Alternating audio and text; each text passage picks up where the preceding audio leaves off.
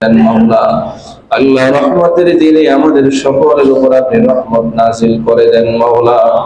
আল্লাহ আমাদের মা বাবা দাদা দাদি নানানি শ্বশুর শাশুড়ি আত্মীয় স্বজন যারা অন্ধকার কবরে শায়িত, আল্লাহ মেহেরবানি করে রব্বুল আলামিন প্রত্যেকের কবরগুলোকে জান্নাতের বাগান বানিয়ে দেন।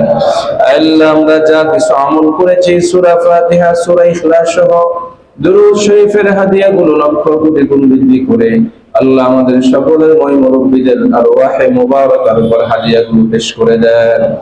আল্লাহ বিশেষভাবে রব্বুল আলামিন মহানগর যুবদলের উদ্যোগে আয়োজিত ফয়সাল আহমদ ভাইয়ের সহযোগিতায় আজকের এই দোয়ার আয়োজন মেহেরবানি করে আল্লাহ মরহুম আজি জালালউদ্দিন আহমদ সাহেবের রূহের উপর আজকের হাদিয়াগুলো বখশিশ করে দেন।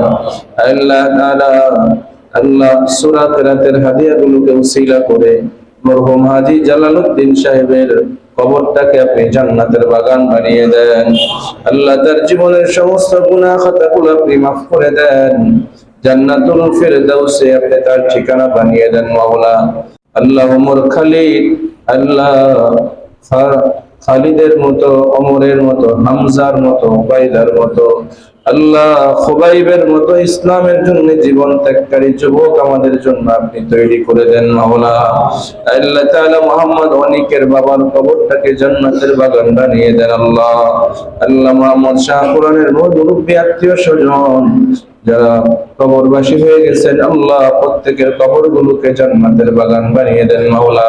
আল্লাহ শাহ কুরআনের পরিবারের সকল সদস্যদেরকে আপনি সুস্থতার নিয়ামত দান করে দেন। আলহামদুলিল্লাহি রাব্বিল আলামিন।